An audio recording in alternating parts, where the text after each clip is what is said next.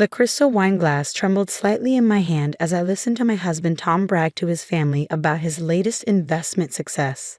I carefully arranged the perfectly cooked roast on our formal dining table, the one I bought with my own money. Have you conveniently forgotten that detail? Sarah's just lucky I handle all our finances, he announced to his nodding family members. You know how these secretary types are with money. They get a little promotion and think they understand business. His sister Jennifer laughed, that high-pitched sound that always set my teeth on edge. Well, she certainly married up. Remember when she was just answering phones at that bank?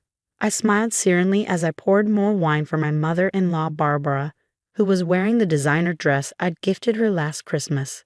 Though Tom had taken credit for that too. More wine, Barbara.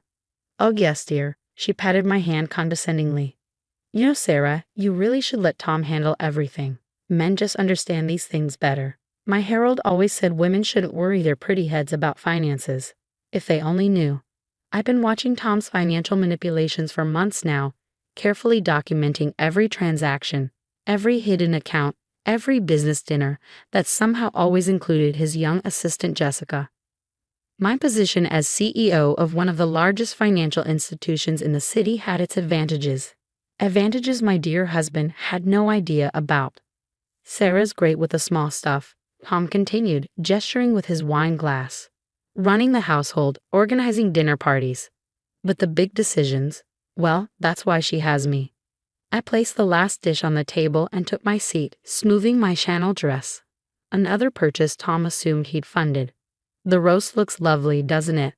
I tried a new recipe. Speaking of recipes, Tom's father Harold boomed. Tom tells me you're still working at that bank. Wouldn't it be better to focus on home life? Maybe start a family? I took a small sip of wine. Oh, I enjoy keeping busy. The bank's been doing quite well, actually. That reminds me, Tom interrupted, clearly annoyed that the conversation had shifted away from his accomplishments. I just made another brilliant investment move. Doubled our money in a week. He winked at his sister. Though, of course, Sarah doesn't need to worry about those details. What Tom didn't know was that I'd been watching his brilliant investment moves drain our joint accounts for months.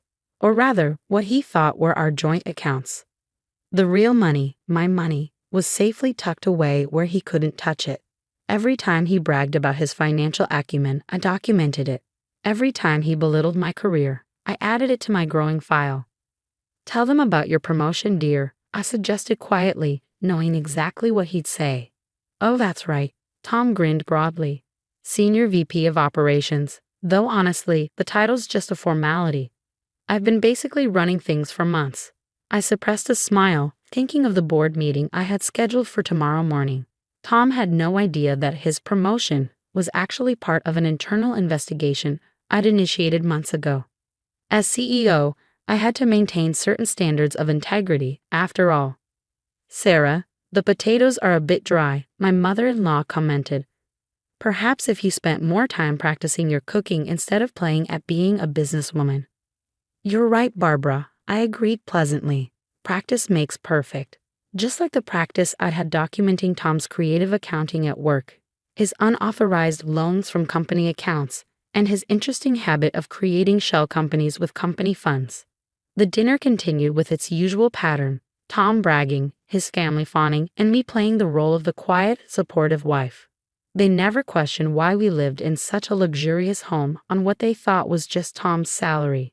They never wondered how we afforded the vacation homes, the luxury cars, the expensive wines Tom loved to show off.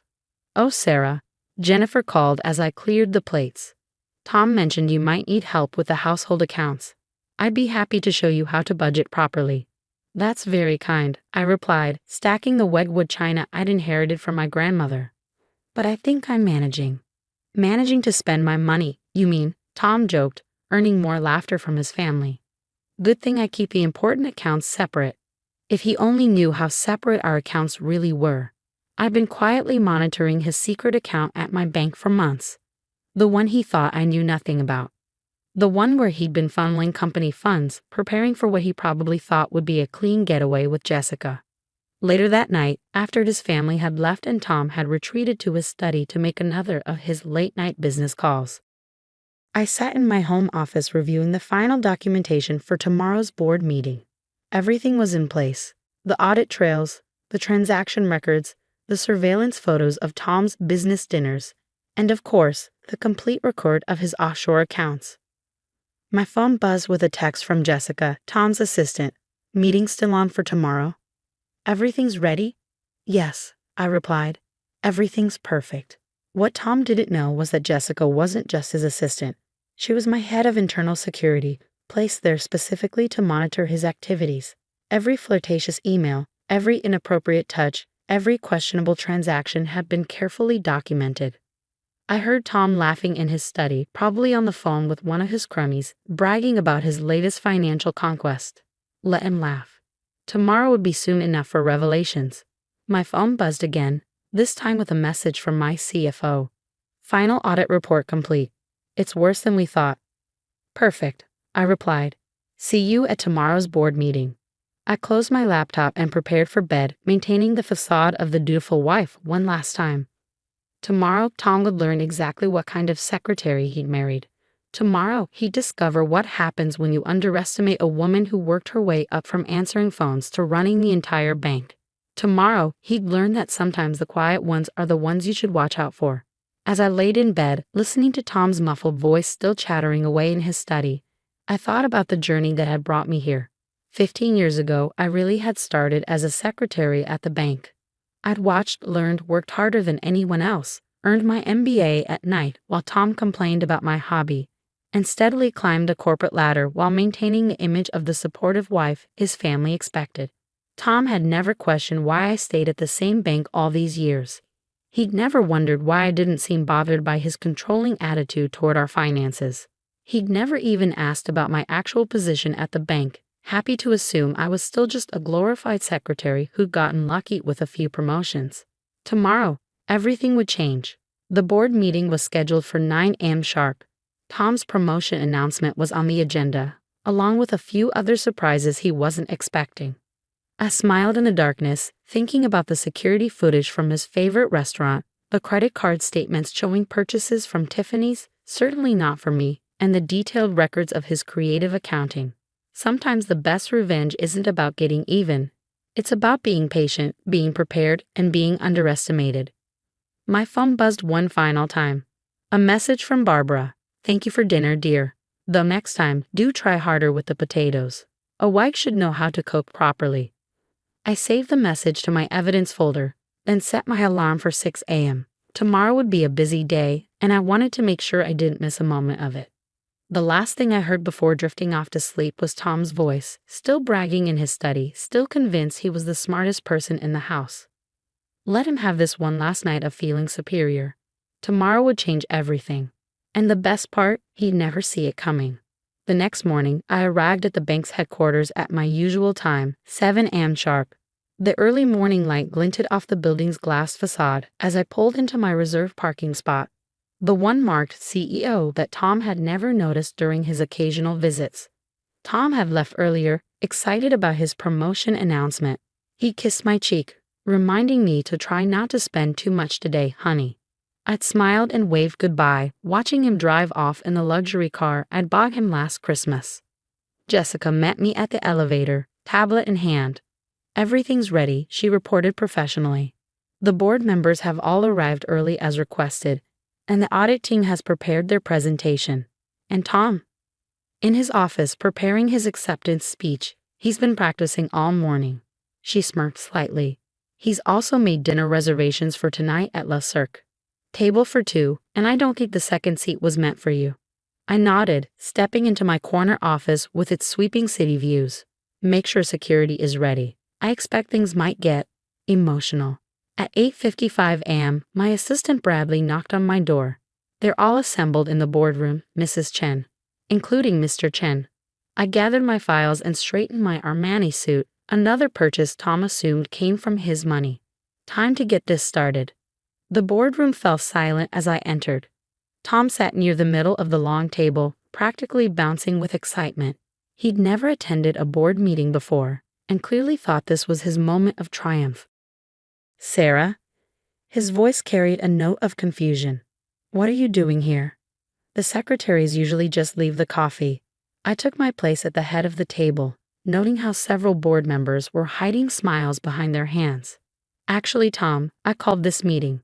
I nodded to Bradley, who began distributing folders to everyone present. We have several items to discuss today. But, my promotion. Tom started, then fell silent as he opened his folder. Yes, about that. I smiled pleasantly. As CEO of this bank, I do need to address some concerns about your recent activities. The color drained from Tom's face as he flipped through the pages. CEO. But, you're just a secretary. I finished for him.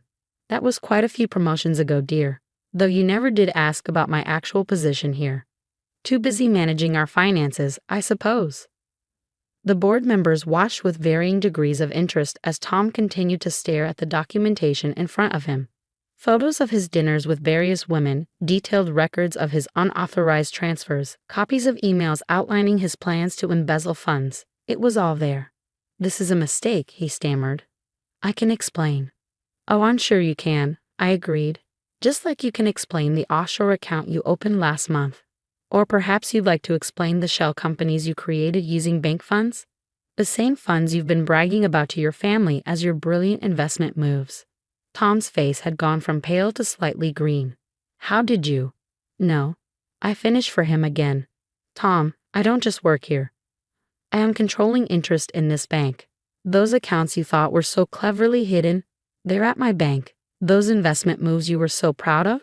I've been tracking every one of them. The boardroom remained silent as Tom frantically flipped through the pages, his hands shaking. But our house. The cars. My house, I corrected gently. My grandmother's, actually. And the cars? The vacation homes? The expensive wines you love to show off to your family? All purchased with my money, though you were too busy assuming I was just a simple secretary to ever question where it all came from. Mrs. Chen, one of the board members, interrupted. Should we proceed with the formal accusations? Yes, I think we should. I nodded to Jessica, who stepped forward with another set of documents. Tom, you're being terminated for cause, effective immediately. The evidence of your embezzlement has been forwarded to the proper authorities. Security will escort you to your office to collect your personal belongings. You can't do this to me. Tom's voice had risen to a near shriek. I'm your husband. About that. I extracted another document from my portfolio. These are divorce papers. Given the evidence of your financial misconduct and multiple affairs, my lawyers expected to be quite straightforward. The security team had entered silently, taking positions near Tom.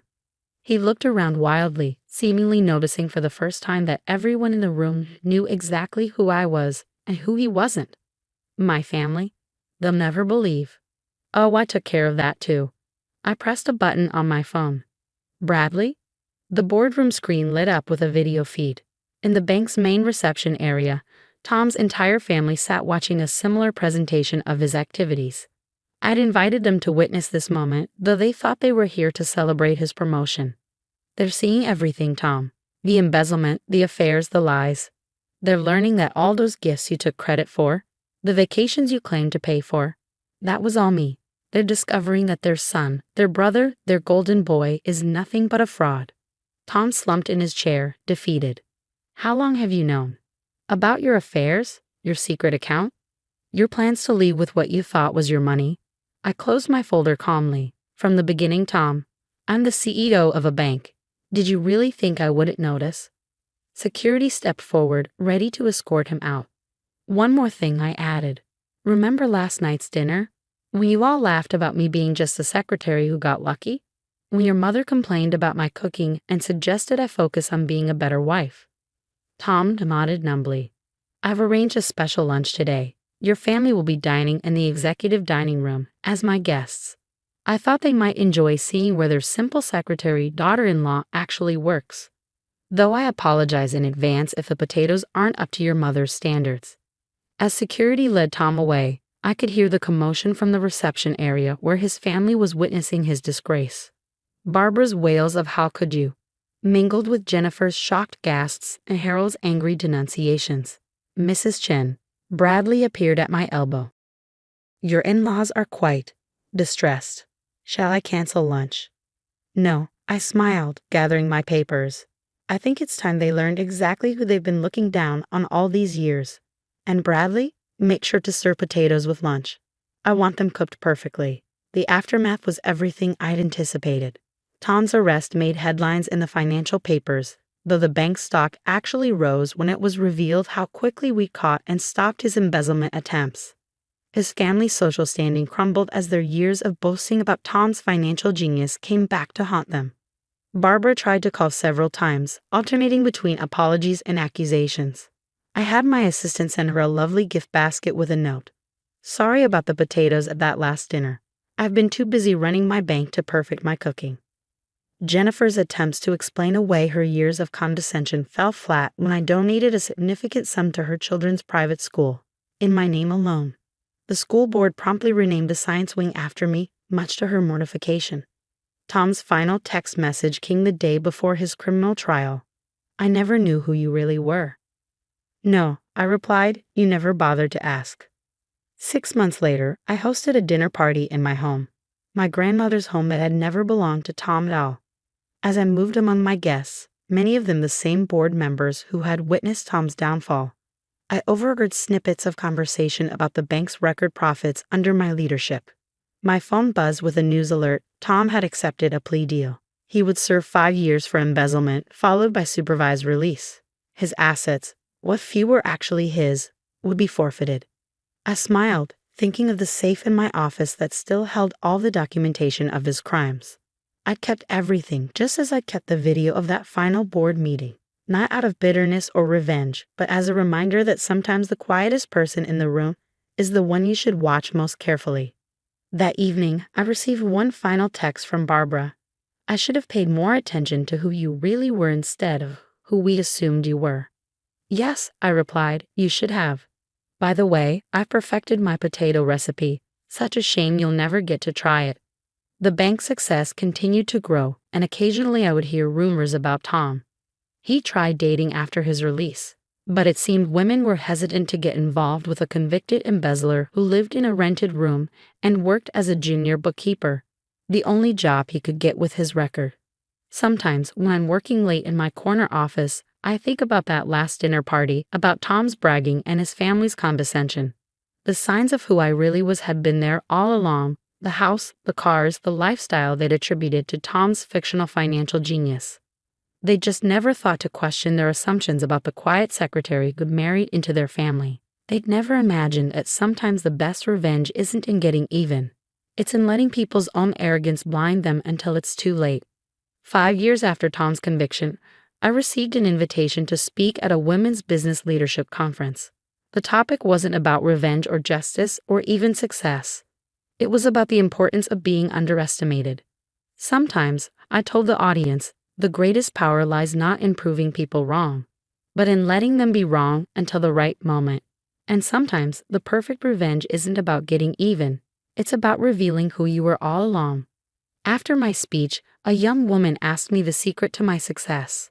I thought about Tom, about his family, about all the years they'd looked down on the simple secretary who served them dinner and endured their condescension.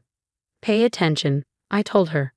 Keep records, and never ever let anyone's assumptions about you become your reality. As I left the conference, my phone buzzed with a message. Another bank was interested in merging with mine, a deal that would make me one of the most powerful CEOs in the country. I smiled, thinking of Tom in his rented room, still probably wondering how he'd missed the signs. Sometimes the best revenge isn't about getting even. Sometimes it's about being exactly who you are and watching others realize how wrong they were not to notice.